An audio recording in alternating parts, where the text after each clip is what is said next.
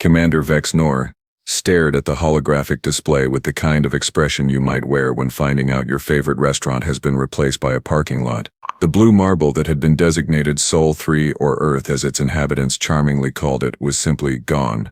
Run the scan again. Pilot Kree, Vex-Nor commanded, his 6 eyes blinking in sequence like Christmas lights having an existential crisis. Kree's tentacles danced over the control panel with practiced efficiency. Sure. I've run it 12 times. Same result.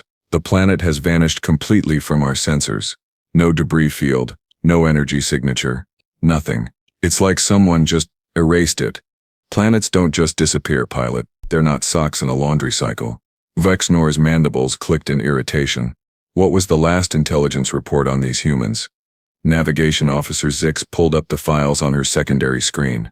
According to our records, they were still throwing rocks at each other and arguing about whose imaginary friend was better. Primitive civilization, Class C threat level at best. Their most advanced weapon was something called a nuclear bomb that they seemed more afraid of than anyone else. Vex-Nor let out a sound that could best be described as a cosmic sigh. 27 years he'd been monitoring the sector, watching various species evolve from cave-dwelling creatures to spacefaring civilizations, and he'd never seen anything like this. Planets didn't just vanish. There were rules, cosmic laws, insurance policies for crying out loud. Sir, communications specialist Blip chirped from his station, incoming transmission from High Command. Patch it through. Vex-Nor straightened his ceremonial spine plates. Dealing with High Command was like explaining quantum physics to a goldfish. Theoretically possible, but everyone involved would end up confused and slightly traumatized. Admiral Thok's massive hologram materialized above the bridge, his 4 heads looking distinctly unimpressed. Commander Vex-Nor, explain why an entire planet has disappeared from our monitoring grid.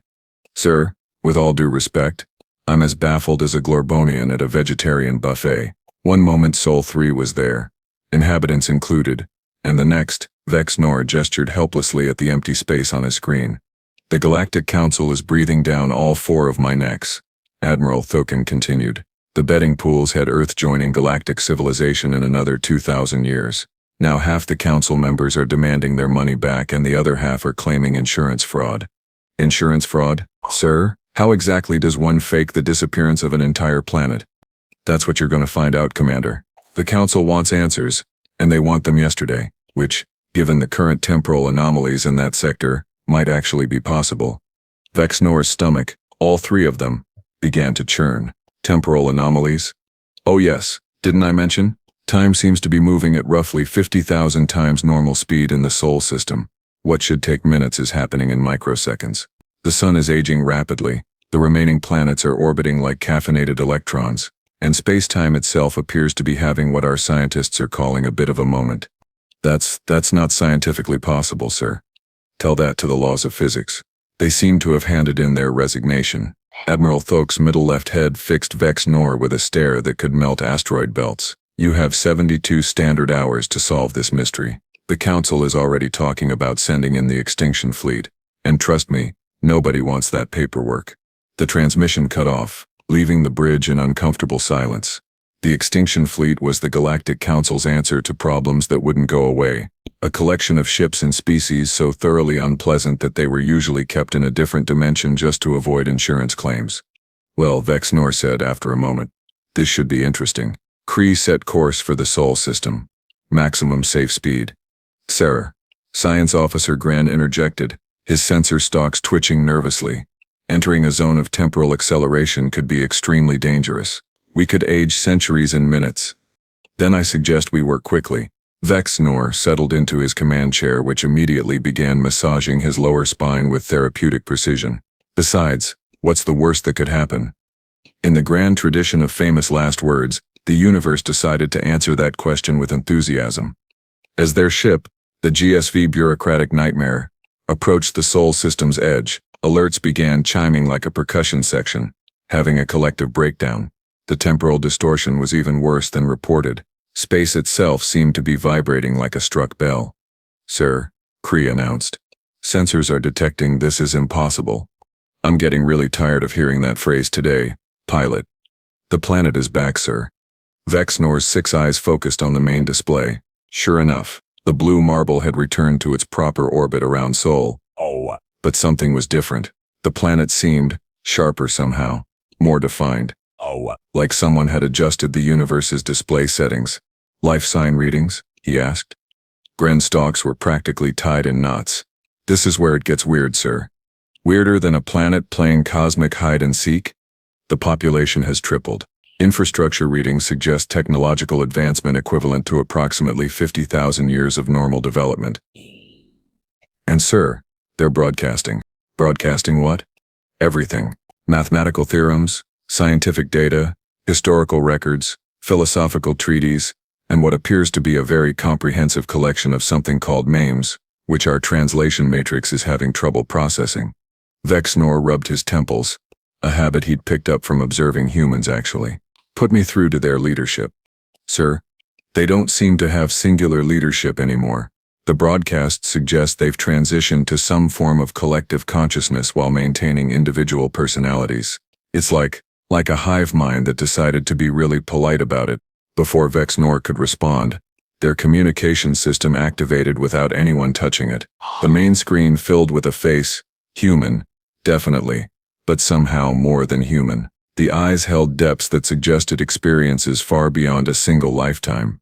Greetings, Commander Vex-Nor, of the GSV bureaucratic nightmare, the figure said with a smile that was equal parts warm and terrifying.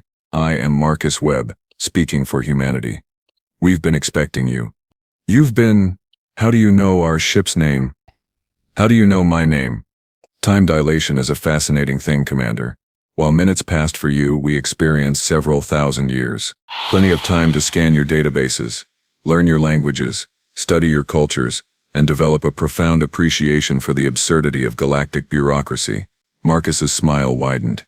We also invented faster-than-light communication, matter manipulation, and what we're calling Tuesday. It's hard to explain, but it makes everything more efficient. Vex-Nor felt a growing sense of unease. Mr. Webb, the Galactic Council requires an explanation for your planet's disappearance and the temporal anomalies affecting your system. Oh, that. Marcus waved a hand dismissively. We needed some privacy to work on a few projects. Human ingenuity works best under pressure, you know. So we borrowed a pocket dimension, accelerated time locally, and got to work solving some pressing issues. Pressing issues? Death, mostly. Also poverty, inequality, environmental destruction, the universal tendency toward entropy, and why hot dogs come in packages of 10 but buns come in packages of 8. That last one was surprisingly complex. You solved death? Among other things. We also figured out how to make really good pizza that doesn't get cold, which honestly took longer than the death thing. Marcus's expression grew more serious. But we're not done yet, Commander. Earth vanishing was just phase 1. Phase 1 of what? Becoming worthy neighbors in this galaxy. We've been monitoring galactic civilization for some time, and frankly, you could all use some help. Vex-Nor's sense of unease upgraded to full-blown panic. Mr. Webb, I must advise you that any interference with established galactic civilizations is strictly forbidden by Council law. Council law.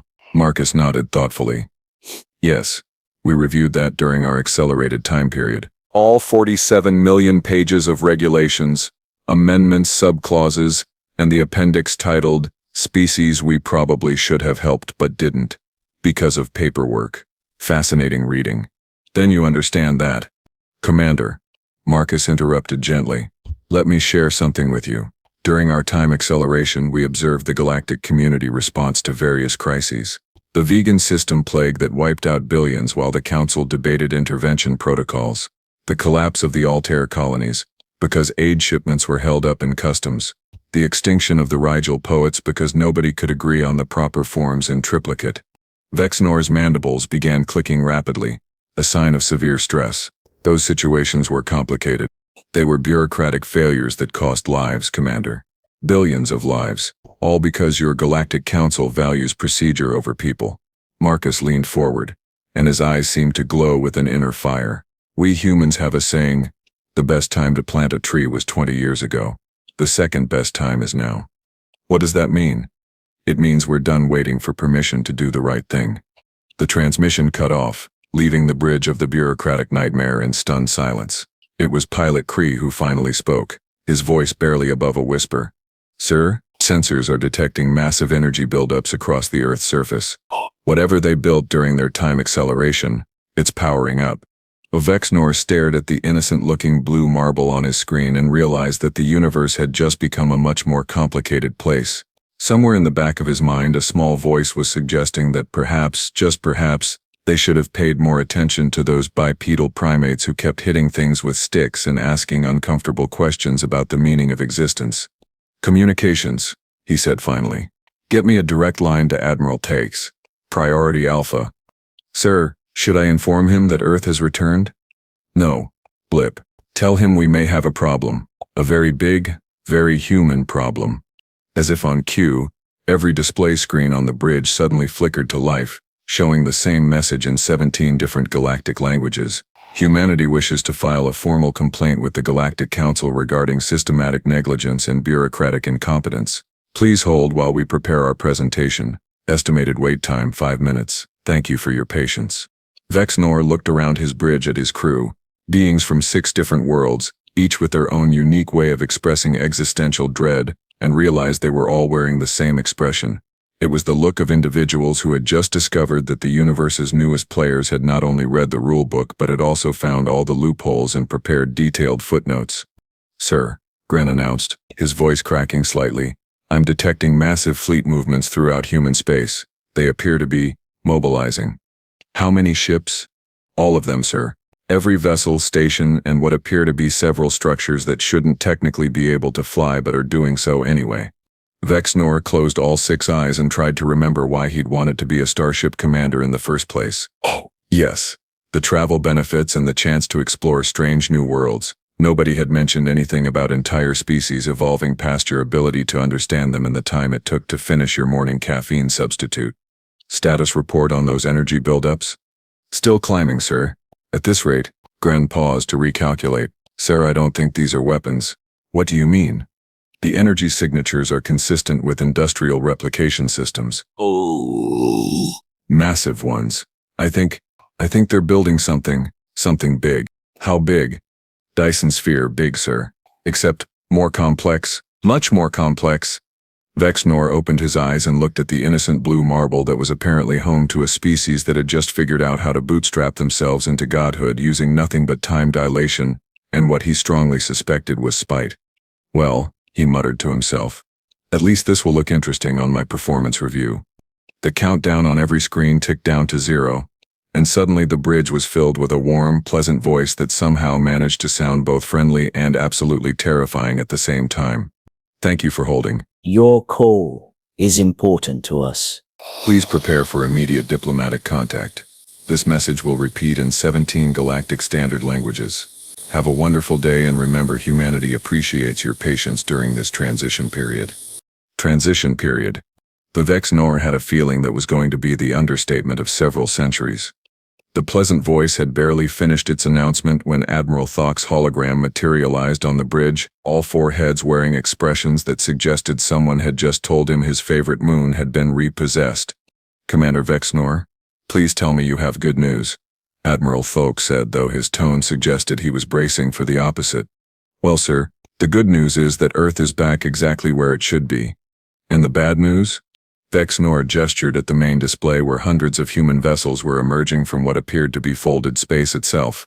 "The bad news is that humanity appears to have spent their missing time becoming the galactic equivalent of that student who disappears for a semester and comes back with 3 doctorates and a cure for existential dread."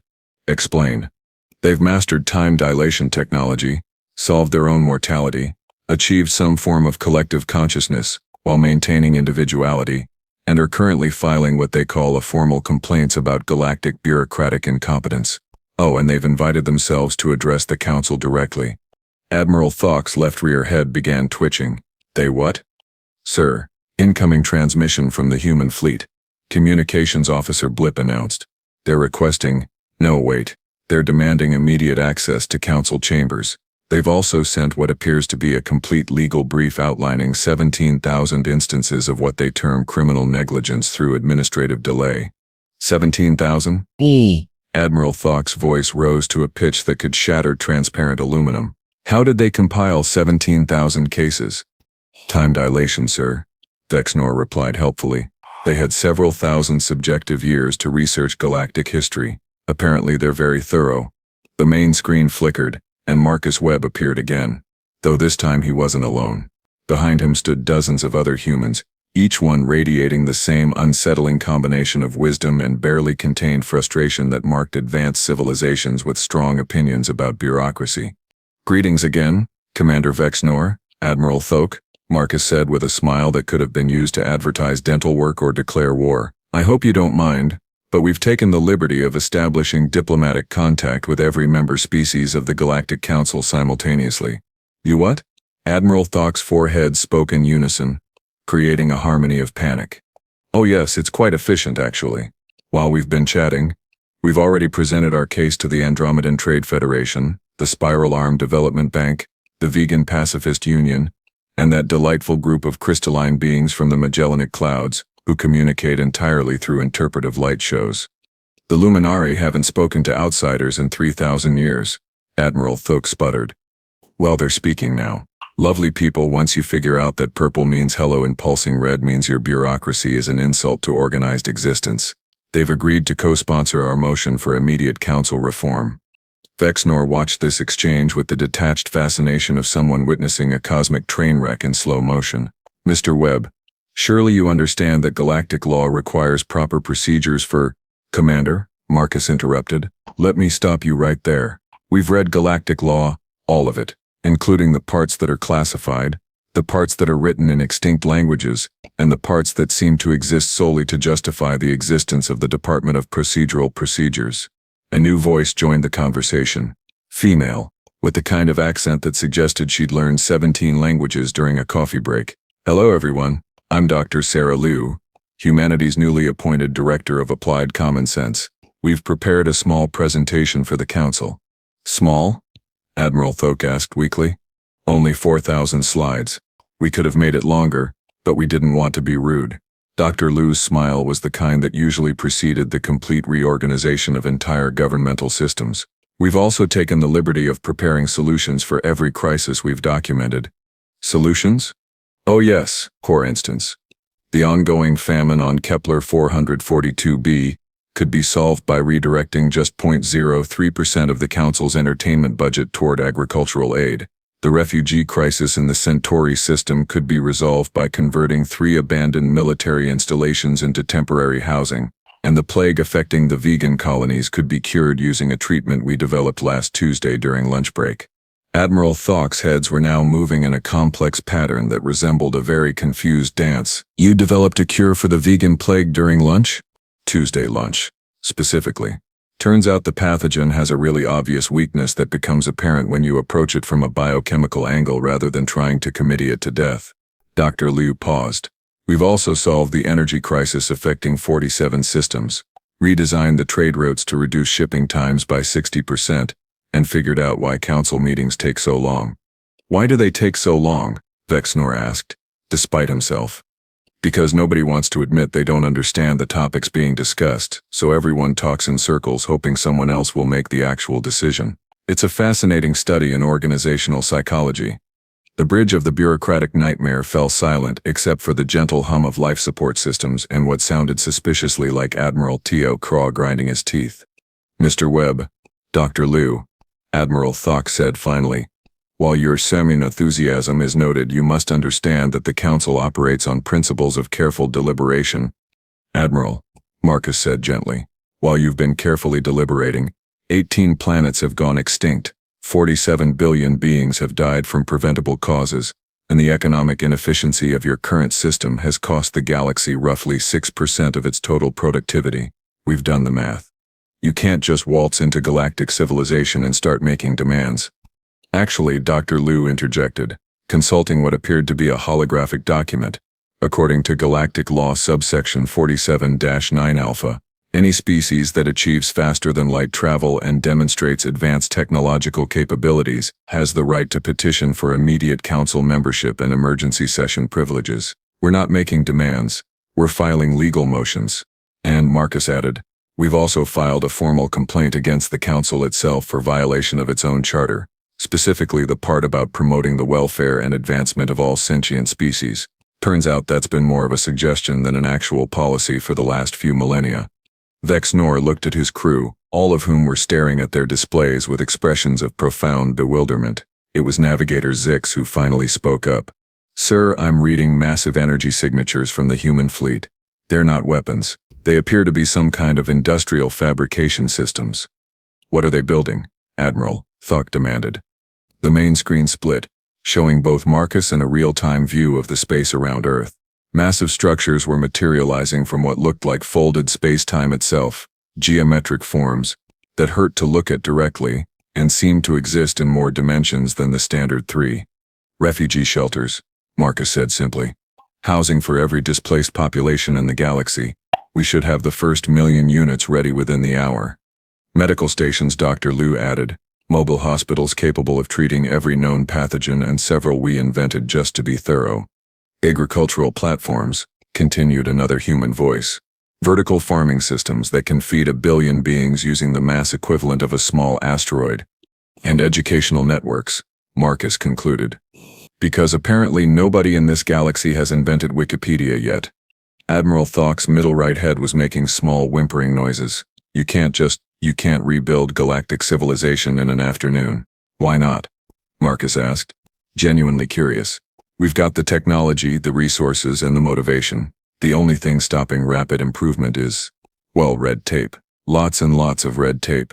The galaxy operates on established principles for good reasons, such as stability, order, preventing any one species from gaining too much power." Marcus nodded thoughtfully. "Interesting. So you'd rather maintain a system where billions die preventable deaths than risk the possibility that someone might actually solve problems efficiently. That's not, you're oversimplifying. Am I?" Dr. Liu pulled up a holographic chart. "Here's our analysis of council decision-making over the past 1,000 years. Average time to approve humanitarian aid, 14 months. Average time to approve new trade regulations, 6 years. Average time to approve military action against actual threats, 3 weeks. Military action requires swift response. But humanitarian aid doesn't?" Marcus's smile had gained a slightly predatory edge. "Admiral, with respect, your priorities are exactly backwards."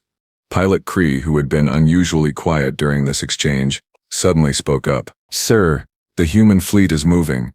Every eye and sensor stalk on the bridge turned to the tactical display. The human vessels were indeed moving, but not in any formation that made sense according to standard military doctrine. Instead, they were spreading throughout the galaxy in patterns that looked almost organic. "Where are they going?" Vex-Nor asked. "Everywhere," Marcus replied. "Every system with a humanitarian crisis, every world in need, every population that's been ignored because helping them wasn't politically convenient.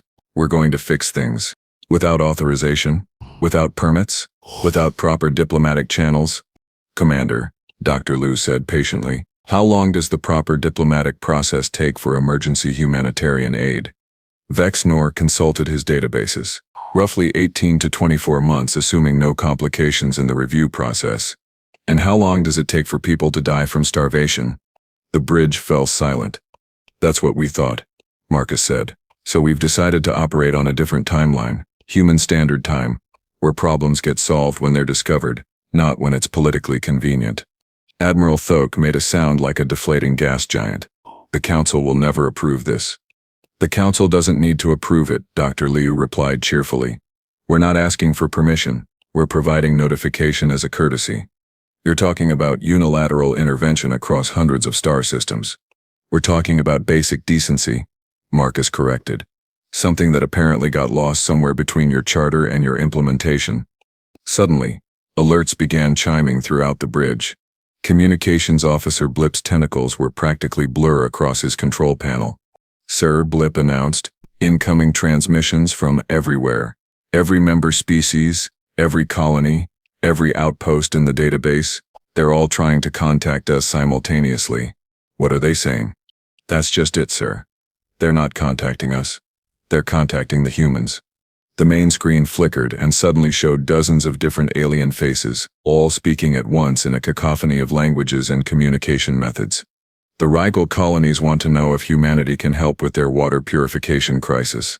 The Andromedan traders are asking about human manufacturing techniques. The crystalline beings from Tau Ceti are requesting cultural exchange programs.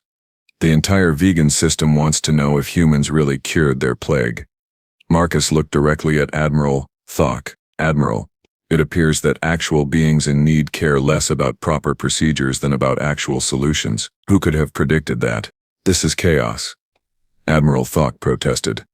This is efficiency, Dr. Liu corrected. We've just eliminated about 47 layers of bureaucratic delay and connected people who need help with people who can provide it.